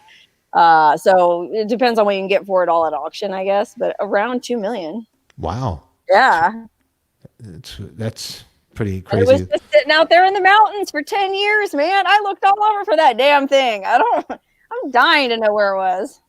I'm trying to go back to some of the questions that I missed, because people are asking some questions here, and then I got my wife over here. You told people to ask questions and you're not answering the questions, so I'm sorry. So put your questions in here. Okay, I got one for her. You just look, and I'll ask her where do you want to go? Where's a place that you think is feasible for you to go? That man, there's a couple that come to mind. Okay, first of all, there's a ghost town called Beveridge, which is in Death Valley, so it's real easy to, just right next door. But it's way up in the mountains, really hard to get to. There's no road. You got to backpack for 2 days. But because of all that, hardly anyone ever goes there, and I guess it's really well preserved, like all the buildings and everything. So that's Beveridge Ghost Town is probably tops on my list. But also, someone told me about this hot spring that sounds amazing. It's in Alaska, all the way at the tip of the Seward Peninsula, like towards Russia. Wow. It's on this little island that's snowed in most of the year. So you can either get to it by like a 3-day snowmobile trip, or you can have a boat fly you in, and there's a little cabin there, like a stone duplex with two, separate little cabins. First come, first serve. Anybody want to stay there? And then there's a hot spring. Like that sounds like an epic adventure. Wow. I think it's called Serpentine Hot Spring. That might actually be top some of this. I don't know. That and beverage. Here's a good one right here. Josette Green. What advice would you give a first-time hiker? Equipment, preparation. Look at that. Just bring plenty of water would be important. So I don't know. I don't drink a lot of water. I'm like a lizard. I've lived in the desert so long. But I'd say at least a liter of water and good boots, shoes, like ankle support is pretty important. And then obviously kind of know where you're going. Don't get lost. Like study the trail beforehand. But I don't know. Hiking's really not that hard or that scary. There's probably, no matter where you live, there's probably great places to hike just about everywhere. Here's one, Corey, right here. I noticed you accidentally found a geocache on your last video. Would you consider learning how to hunt down geocaches using the app? I do that and love it. I would consider it. I mean, I did think it was really fun. I mean, if you don't know what a geocache is, and I still don't really fully understand, it's like this little box that somebody hides someplace remote. And then I guess you're meant to leave an item in it, take an item, leave an item. But it was just, the one I found was just weird, useless collection of crap in it. But I guess the fun of it is just finding it. And that aspect of it, yes, I really did enjoy. And I would totally consider learning how to geocache and using the app. Has she ever Art met Art Bell? Art Bell, yeah. No, MED. Art Bell passed away. Unfortunately, I used to listen to him on the radio. Man, I would have loved to meet Art Bell, but unfortunately, he died too soon. Yeah. Here, he's got Thomas over here. Oh, sorry, Amber. You got to come to Ohio and hike the Hocking Hills area chicken scratch. Okay, I'm going to put it, I'll make a note. I'll look it up. I love it. She has a notepad over there. Look how professional she is. This is good. You have it all. I love it. How about Thomas goes, Sarah, have you come across anything or anyone dangerous? Thomas. No. I mean, anyone dangerous, no. Anything dangerous? Well, yeah, like I stepped on a rusty nail once and it went clean through the floor. Ooh, really? Yeah. Oh my goodness. I was in like I think it might have been in my very first video. I was driving along and I came across an abandoned casino. Wow. Way up in the mountains, a whole town where this casino was, and it was all abandoned. So I go, whoa, what is this? And I didn't even have a YouTube channel, but I started making a video, and I was so excited, running in all the different buildings, that I stepped right on a board with a rusty nail, and it went right through my flip-flop and into the sole of my foot. Now, fortunately, I had my tetanus booster because when I was working as a model, I did a lot of photo shoots at this abandoned cement factory that had a lot of jaggedy metal stuff. And I'm always climbing around naked on this thing posing. And so I just thought, I should probably make sure my tetanus shot is up to date. So I was good, man. The rusty nail didn't hurt me none. Oh, you're tough. You're a tough woman. Here you go, Corey. You got Sean Meyer over there. But you never slipped? Like, because a lot of your hikes are steep. No, never fallen, never slipped. I'm pretty careful. I know it looks like I'm not, but I want to live as long as possible, okay? And I certainly don't want to break a leg, so I'm pretty careful, but I'm not always as careful as I should be. So you're a Sean superhero. Meyer. Yeah. Oh, Sean Meyer wants to know if you consider the Appalachian Trail. Oh, sure. Yeah, I've actually been watching a lot of videos about that lately, and I would consider it. I guess I'd probably hike the Pacific Crest Trail over the Appalachian just because, it's closer. And I don't know, the Appalachian Trail seems like there's a lot more like crime and murders and stuff on it. It's kind of spooky, but yeah, it looks beautiful. I'd love to do it someday. Jimbo, please ask about the national park disappearance. Oh yeah, it's interesting you asked that, Jimbo. My roommate showed me a video yesterday about that. I don't know. I mean, I spend a pretty good amount of time in national parks. I've never had a problem, but that's not to say other people don't. So I guess I don't know enough about it to really comment, other than I am aware of it, and I will do some investigation. Yeah, disappearance. Wow. Things that are spooky, things that, very rare. You know what an oy vey is? What an oy vey is? No. Yeah, you don't know what an oy vey is because Gloria is. Read this one, Corey. Oh, where's? You read it wrong. Oh. Where's oy vey? Is he catching up on sleep? Poor oy vey. We have a second co-host or a first co-host. There he is. There he is. We've been hiding him from you. We're hiding him because we want the special co-host. We want to make it special. Everybody has an oy vey in their life, and that's ours. Sarah, oy vey has a problem that is obsessing him. He's got a bullfrog outside his window every night. for the entirety of the time he's supposed to be sleeping. The guy or gal is really, really loud. He doesn't want to hurt it. Yeah, I don't want So- to hurt it. I don't know. Don't you sleep with earplugs, man? I sleep with earplugs every night. You know what?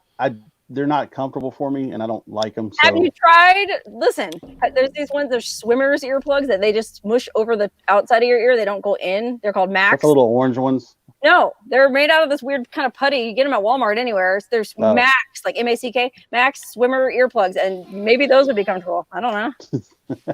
I wear them every night. I swear by my Max earplugs. She slept in the outdoors a lot more than you have. Boy, Hi. Oh, I'm sure. Hi, Brooklyn. Say hi. Say hi. That's Brooklyn. Oh, That's hi, my, Brooklyn. Nice that's to my meet little you. one. She wants to be a world traveler. This one and go hiking. Oh, and, awesome. yeah. Oh, she- Sarah, you never met my She kid. Hold on, let me has get her. no fear.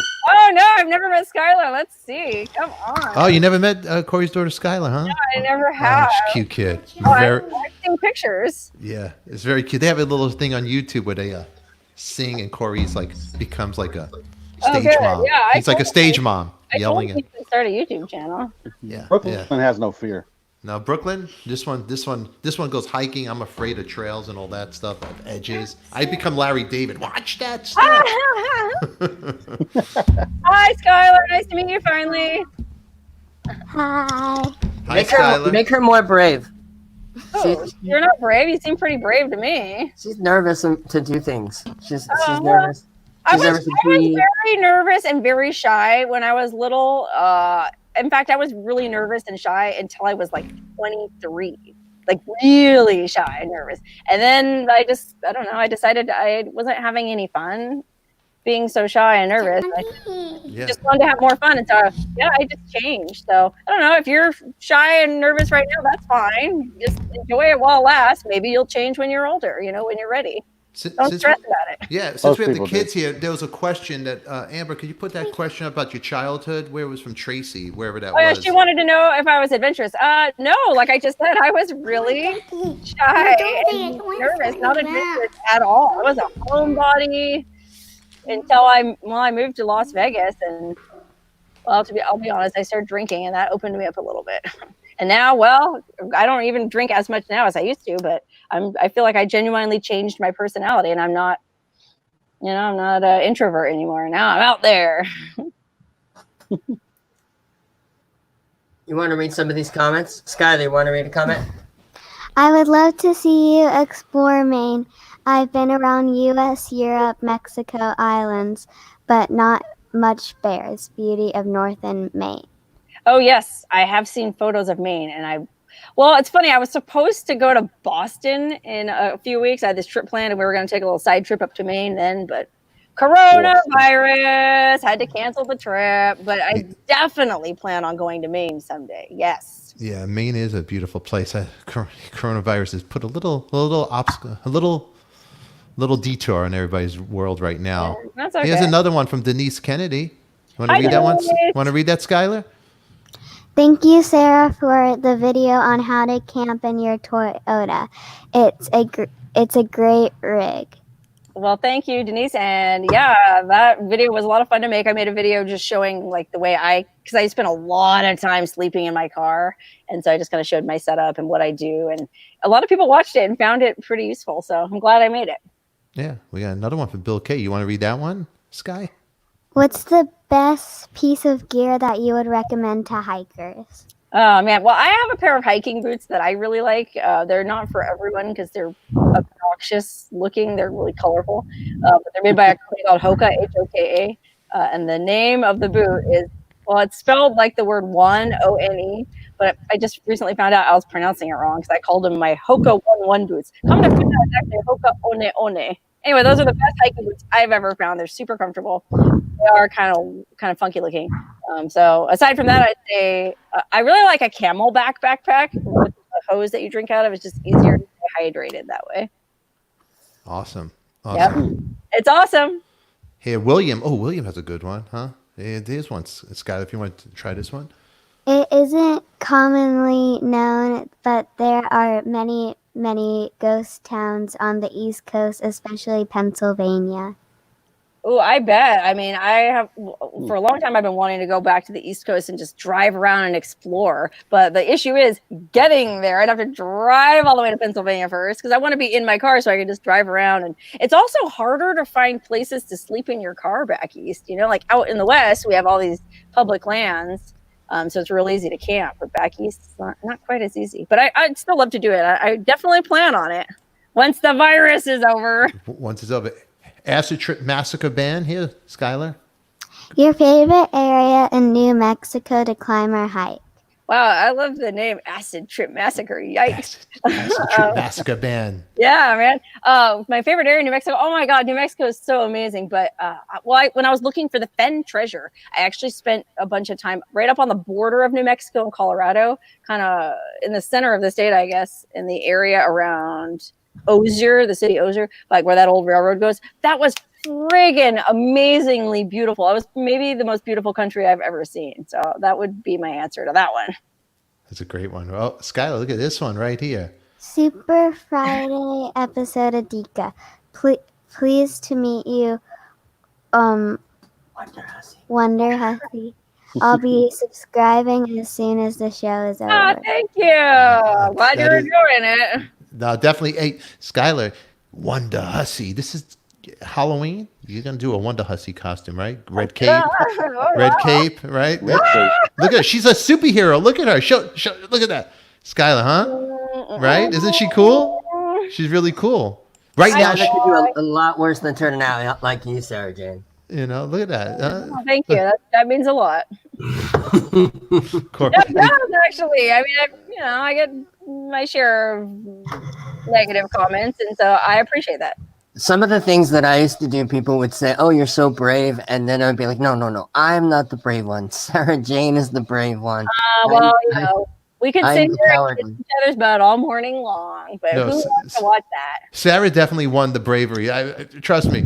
If I was single and she was single, she would never want to go on a date with me because I'd be hiking on my butt down a hill. She goes, "This guy is out. It's never going to work out." The guy doesn't even. My poor wife is stuck. She wants to go on hikes. I can't. I just want. You know what I'll do? I'll go on YouTube and watch Wonderhussy. It's safe. I could sit down. It's that's what I'm going to do. A lot of my viewers email me and tell me that they either can't, they're physically unable to go out, or they're too old to go out, or for whatever reason they can't go out. So they live vicariously through my adventures. So I actually subscribed to your channel. I did. Oh, That's it. That's it. So if I'm going to do it, I want all you people to do it too. And I mean, Oy vey, you're single, right? Do you like to hike? Do I like to hike? Yeah, you like hiking? that What do you sounds like? like a no. Let's play a game. It's called matchmaking with Adika. Here, I got this here we nice go. lady. What do you mean? Here we go. I got this beautiful woman right here. Her name is Sarah, aka at night she's Wonderhussy, superhero flying, saving the world. Right here, right here. Look at Wonderhussy, Mike. Oy vey. Look. She's strong. She's powerful. She's powerful. She'll conquer. And she knows great outlook. She has good teeth, and she knows how to take a rusty nail out of a foot and survive. This is it. Keep on going. That's it. Ouch. She's Skylar. Let's see what Bob has to say right here.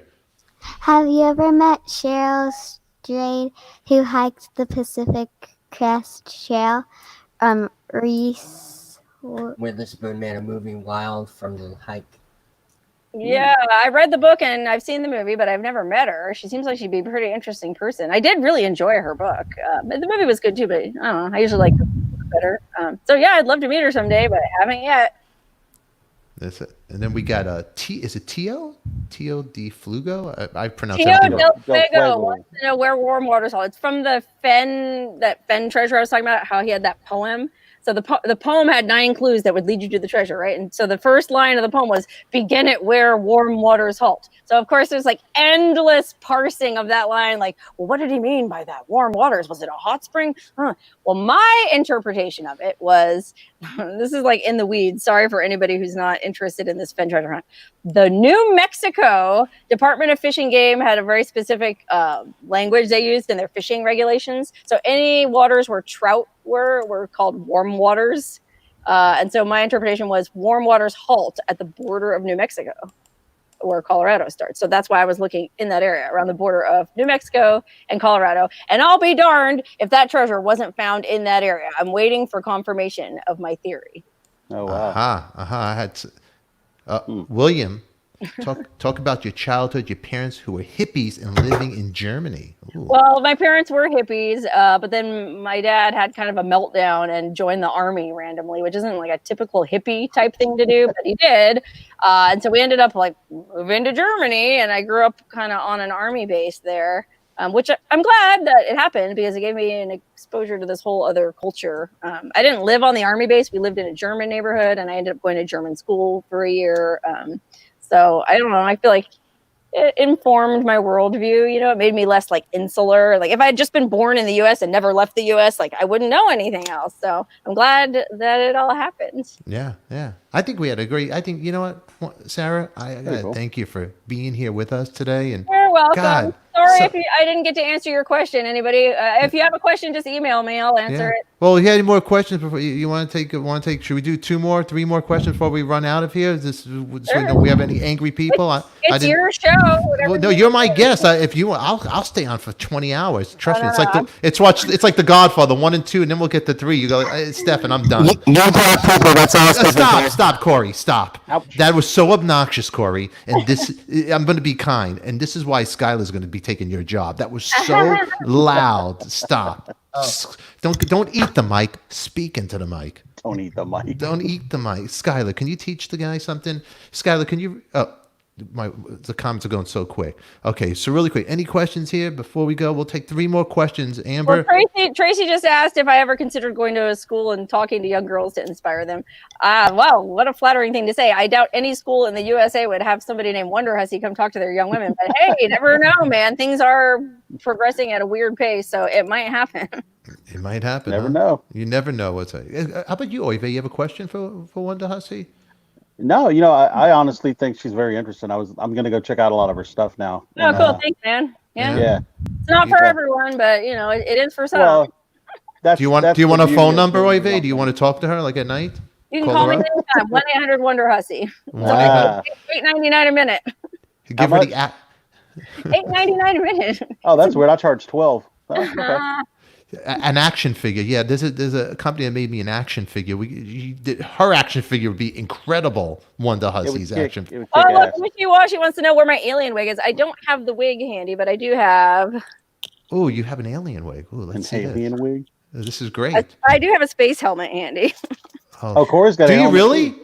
Oh, that's awesome. Corey, where's your helmet? Oh, that's awesome. I'm still working on it, man. I made this out of Reflectix. So. Did you light up? It did light up. It was for Burning Man, but guess what? Burning Man also got canceled because of the coronavirus. Oh man, it's a lot. We're gonna have to watch a lot of. Ask her about Burning Man, T.O. Yeah, it's a lot of fun, man. I don't know what more to say. I mean, just run around half naked and ingest all manner of substances and just have a good old fashioned time. I mean, the first time you saw Burning Man, how was that? The first experience when you ever seen it? What was that? Like I'll be honest, I was really disappointed the first time I went because I had heard that it was a life-changing experience and it was going to make you see the world in a different light. And, you know, my sister and I both went for the first time together. And the second we got there, you know, there's some frat bro with a dick in the box costume. And we're like, how's this life changing, man? So yeah, definitely take everything you read about Burning Man with a huge grain of salt. Really? I don't have any pretensions that it's a spiritual thing or any of that BS. It's just a big friggin' party, and it's the best party on planet Earth. Kenny B, thank you, Sarah. Awesome show. Thank you, Kenny B. Thanks, Kenny. What about? It's like almost like Tony Robbins, like walking on. You're walking on the people. You're walking on the fire. You know, it's supposed to all that stuff. Some do, yeah. I feel like SJ and Jordan would be a great couple, Joanne Levinson. Yeah. You never know. Now look at Corey's helmet over there. I just noticed Corey's helmet. I have a helmet envy, man. That's cool. Do you know about this situation right here? No. You don't know about he makes everybody wear a helmet keep a helmet by the bed for earthquakes, and the bed frame over there. He has that's a good idea. Everybody wouldn't protect much, so it's just Reflectix. Yeah, Corey, tell Sarah about your theory. Well, everybody's heard this on the show, but but what do they do? What do they tell you to do in an earthquake? They tell you to go to a door frame and do that. Well, Right. when you get into a motorcycle accident at 120 miles an hour, do they tell you to do this? No, you wear a helmet because the floor above you is falling on your head. This is not going to do anything. So No, that's a good idea. I'm with you. I'm on board. So my idea is to have actual earthquake helmets with a light and an AM emergency radio in there. And That's a great idea. thank you. Yeah, it's a, Yeah, you should We've market that, actually dude, for we've real. had a lot of earthquakes out here lately in the eastern Sierra. So something to think about. yeah. And Rob Grady wanted to know before you're going to come back on the show. Sure, Yeah. if they'll have me back, I'd love to be back. Totally have you back. You're wonderful. You got a family here at Coffee Talk. We love you. You've been Yay! Love you yeah. guys. We're going to do another cheer. Let's do a cheer together, right here. Look, boom, boom, boom. We'll talk coffee. We'll have Inspired to Wander. Oh, right here. Here you go, Sarah, do you Skylar. sell those mugs? Do you sell those? Yeah, they're on my. If you go any of my videos on YouTube, there's a link for merch, and they are for sale. I'm gonna put her link everybody in the description. I'll make sure everything's here, so you reach out to her, subscribe, follow her. Yeah, reach out, guys. I'm always looking for new friends, new followers. Let's all just go on an adventure together. How about that? Let's do it. And hey, all you new people that came to Coffee Talk, hit that subscribe button, Yeah, the like subscribe button. to Coffee Talk. Look at these guys. They're so nice and they're so funny and they got cute kids. That's cute. Skylar is a cutie. You're a cutie. You're a smart kid over Yeah, there. you are very cute, Skylar. You did good, Corey. You And got you have a nice reading voice when you were reading those questions. It sounded doesn't she? really Yeah. good. Yeah. Yeah, I think My I'm cute kid is 26. 26. Yeah. Yeah. Oh, Yeah. hey, His that's kid. cute too. It's cute. Yeah. You know what? You know. Look, Sarah, really quick. Look, he's single. He's ready. Look at the kid. Look at the kiss boot. Show her your kiss boot. Show her what you got behind you. What?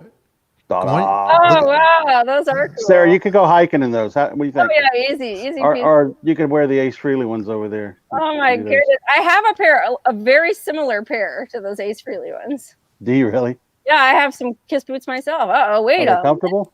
Yeah, actually they are, man. I mean, I wouldn't say that I would go hiking in them, but yeah, they're like a 7-inch platform. They're super comfortable. Do you have them close All by right. or no? Are they? I'd have to go in my dressing room. Oh, okay, That's never a mind. whole other video. That's a whole nother. I think. Okay. whole nother video. I want to bring you back on the show. Let's go in the closet with Wonderhussy. Okay, yeah. Well, next one I'll set up in my dressing room. And We'll do that. That'll be a good one. That'll be a great one. All right. I want to thank you so much for being here with us today, Sarah. You're such a thank you. It's a pleasure to meet you too. Oh, you guys are so nice. I really enjoyed it. I'm glad I did. I'm glad I got up early and sat here looking like for you. We'll you're do. fine. You know, we do a live at 5. We do a Saturday. I'll let you pick the next one you now want. you tell me. How about the live We at do 5 it. next time? We'll We do a live. 9 o'clock show. We do a 9-hour show on Saturdays. Yeah. A 9-hour show. Well, okay, I'll let you know. No, we might do a live at 5 today. I don't know, but you're always welcome to come back. It's just Awesome. I just moved, so I'm just trying to get my life together, and I got my wife who hawks me China. Everybody, I'm the Larry David of I don't know what the hell I am. I don't know what I am. But Skylar, you're such a sweetheart. You did such a great job. Everybody give her a round of applause. Yay. Awesome. Yeah, you're Awesome. a cutie. You're a cutie. I think I'm gonna have you do. I think because I have no That was format to my show. I'm learning how to do a show. Skylar, I think I'm gonna have you come on more often to read the comments. We'll do a Q&A with the guests because you did such a great job. Fridays with Skylar, wonderful. Quit school, come just stay with Yeah. Adika. It's the Come hang way. out. It's the way. Everybody else out there, I want you guys to go to Wonderhussy Adventures. I want you to subscribe. I want to put the link, all that good stuff for you new people that never seen us. Like, subscribe, love. If you hate it, send it to people you don't like. Let me bug them if I bugged you. It's the weekend. We'll probably do a live at 5.